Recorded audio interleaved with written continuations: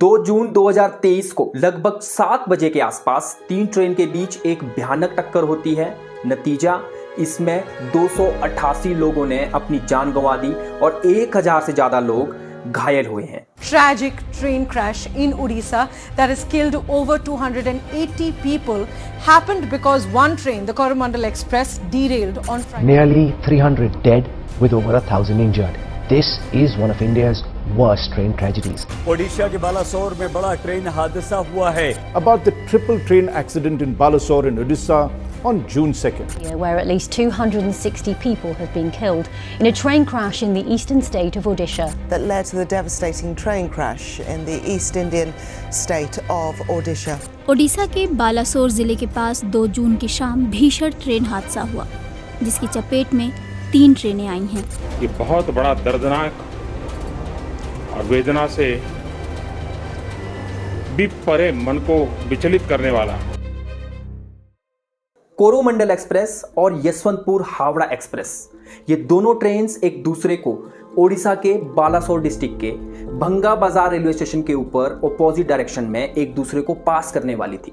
लेकिन इस स्टोरी को समझने से पहले हमें एक बार ट्रैक को भी समझना पड़ेगा। मेन लाइन उस ट्रैक को बोलते हैं जिस पर ट्रेन हाईवे की तरह अपनी डायरेक्शन में हाई स्पीड पर चलती है, जबकि लूप लाइन मेन लाइन के पैरेलल एक ब्रांच होती है जिसमें अगर किसी ट्रेन को मेन लाइन से साइड में हटना हो या किसी ट्रेन की स्पीड कम है और उसे किसी दूसरी फास्ट ट्रेन के लिए रास्ता देना हो या फिर मेन लाइन से हटकर किसी स्टेशन पर रुकना हो, ऐसी सिचुएशन में लूप लाइंस को यूज किया जाता है।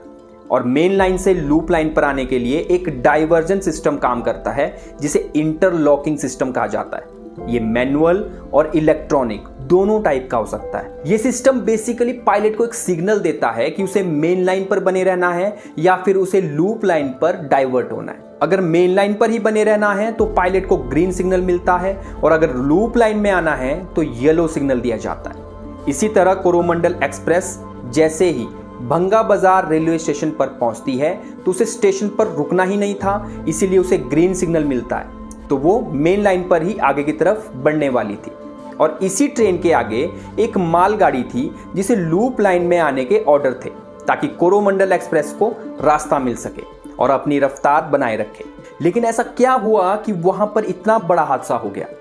शुरुआती दौर में तो लोग लोको पायलट की लापरवाही को ही जिम्मेदार ठहरा रहे थे, पर क्या सच में ही लोको पायलट जो ट्रेन के इंजन को चलाता है उसके हाथ में था कि वो इस एक्सीडेंट को रोक सके? उड़ीसा केस में interlocking system automated electronic system था जिसे लोको पायलट कंट्रोल ही नहीं कर सकता था कि उसे किस ओर जाना है, किस लाइन को पकड़ना है। उसके हाथ में जो था वो थी सिर्फ स्पीड।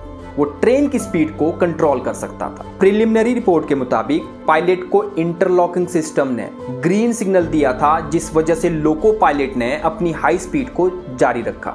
लेकिन जैसे ही ट्रेन इंटरसेक्शन पॉइंट पर पहुंचती है, ट्रेन लूप लाइन पर डाइवर्ट हो जाती है और इतनी हाई स्पीड पर लगभग 128 किलोमीटर पर आवर की स्पीड पर लूप लाइन पर रुकी हुई मालगाड़ी से बचना लोको पायलट के लिए ऑलमोस्ट इम्पॉसिबल था। इस बात को डेटा लॉगर ने वेरीफाई किया। जिस तरह एयरलाइंस में ब्लैक बॉक्स होता है जिसमें पायलट ने किस तरह एयरप्लेन को उड़ाया है, एयरप्लेन में टेक्निकल डेटा क्या था, पायलट्स के बीच क्या बातचीत हुई, ये सब कुछ ब्लैक बॉक्स में रिकॉर्ड रहता है।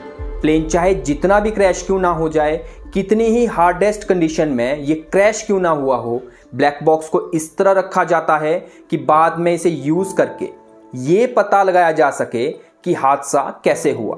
उसी तरह ट्रेन में भी डेटा लॉगर रहता है जिसमें किसी हादसे के बारे में पता लगाया जा सकता है। वैसे भी जब किसी ट्रेन को लूप लाइन में डाइवर्ट होना होता है तो उसकी स्पीड बहुत कम होनी चाहिए, और इस केस में तो ट्रेन डाइवर्ट तो हो जाती है लेकिन उसकी स्पीड बहुत ज्यादा थी। नतीजा, आगे खड़ी हुई मालगाड़ी जिसमें आयरन ओर था, जब इंजन उसके पिछले हिस्से में टकराता है तो वो गाड़ी हिलती तक नहीं है। ये इतनी जोरदार टक्कर थी, आप इस तरह से समझ सकते हैं कि आप तेजी से दौड़ रहे हैं और सीधा आप अपना सिर किसी दीवार में मारते हो।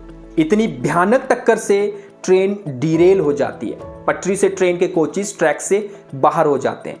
अब इसी वक्त दूसरी तरफ से Yesvantpur Howrah express main line पर आ रही थी, वो भी हाई स्पीड के साथ इस एरिया को पास करने वाली थी।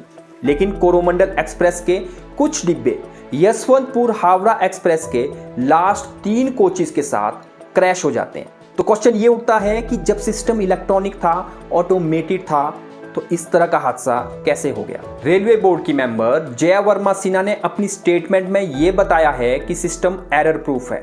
अगर इस सिस्टम में कोई एरर आ भी जाता है तो सिस्टम ऑटोमेटिकली रेड लाइट का सिग्नल दे देगा और पायलट को ट्रेन को रोकना होगा। सपोजिंग किसी व्यक्ति ने वहाँ पे आसपास कुछ खोद दिया बिना ये देखे कि वहाँ पे केबल जा रहे हैं कि नहीं जा रहे हैं, पॉसिबल है कि केबल कट जाए, कोई शॉर्ट सर्किट हो गया, मतलब 99.9% कोई फेलियर नहीं होगा, पर 1.1% चांस मशीन में फेलियर का होता है। वैसे भी ये सिस्टम दिन में सैकड़ों बार यूज होता है तो फेलियर के चांसेस बहुत कम रहते हैं।